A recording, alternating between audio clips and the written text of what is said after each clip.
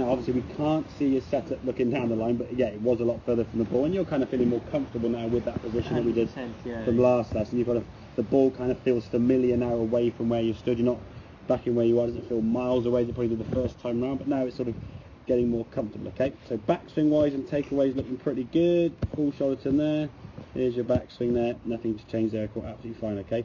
As you're coming down, the sensation the arms are going to just drop down, and that feeling of the club almost like whipping and swishing through impact as that left elbow sort of unhinges and folds in.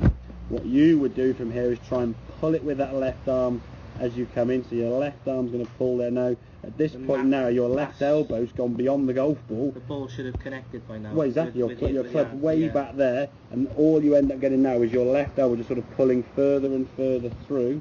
Okay. So at the point of contact now, your left elbow's still trying to pull through, and now your hands kind of start unhinging here. Well, the ball's gone. The ball's been given information. Open, close, face up to right. Unfortunately, that's in the trees or somewhere down the right-hand side. Whereas this one here now, the arm's coming down, elbows now level with the ball about here, so the club is catching up more. As we swing through now, your hands are now, if you look at the position there where that club is, look at your difference in your left elbow there. He stayed down, that's more the sort of thing, that left was away from the body, that similar sort of position with your right arm. So that club now is in a much more square position through there to there, as opposed from there being way to the right and trying to square it up somewhere here. The golf club can do whatever it wants around here, the ball only knows what it's doing down there. So if the elbow's pulling through and gone beyond the golf ball, then you've got to try and... I'm still trying to hit the ball slightly. And again, it's not going to go from where you were to boom, click your fingers and be of course. The best or whatever, but it's sort of piecing together bit by bit. And when you slow it down, it gives your hands in some ways chance to learn, okay, what's this feeling? Because if you're swinging the club maybe a mile or 2 hours slower, it gives you that chance, okay, right, my hands can do this motion, because you're kind of still thinking about it, and you're in that phase I call sort of the conscious competent, or split between conscious uncompetent, conscious competent, the fact that you've got to think about it, and you can do it more often than not. Okay? Ultimately, we're going to get to the stage where the unconscious competent, where you just go, cool, like you drive a car. You don't think when you drive a car, I've got my left foot down to change gear. You hear the car go, and you think, okay, foot down, and off you go. So you just do that almost instinctively, in the same way you've driven the same journey loads of times. You go, did I just go across?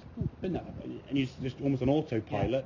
That's the same way you want to kind of get your golf into. So when you're on the golf course, rather than thinking necessarily about technique or a movement, you're thinking more, okay, right, this shot now, okay, I've got 200 yards to flag, there's a bunker up there, I'm going to land at about 170, so a bit bounce and run, we're at the rough, it's a bit downhill, a bit downwind, so 160, and you're analysing that sort of side of the game, choosing the right tool for the job, not going, right, is my arm doing this, is my knee doing that, am I right distance to the golf ball? But at the moment, you kind of got to go through that stage. Okay, and you fundamentals. Exactly, But giving you the basics to start from. We said every session I always start with, as a complete beginner, a tour player, or someone in the middle like yourself. Start from the beginning. Get the setup correct. There's no point trying to work on any swing changes if you're in a physical position where you can't make it. If you're sort of set up like this or too close, and I said, bring your arms in close to your body, you're like, right, split myself. You have to find room in the first lesson because you're too close here. Now you've got the room, your arms can sort of feel they're coming back down in here now, and let those arms hinge to unhinge, not that left elbow do that. Okay? And I say, if you can, something quid in the pound, so just can stand there and just get that sensation. Again, the racket face being quite big, it kind of gives you the vision of what this racket should look like. So racket face the mirror, back of the racket face the mirror. What you would instinctively do is go, okay, here, and then go racket to the sky. So that racket now is that's square, that's open. If I go there, that's open, that's square. That forearm rotation then, keeping the arm straight, that's square, open, square, open, yeah? Open, square, open, square. So where this elbow point is going to be key. But the thought, it was, I'll keep the left arm straight. Okay, I'll lock the whatever out of it and go, right, left arm straight. Can't move, okay? It's got to soften and fold up. Allow that arm to release through.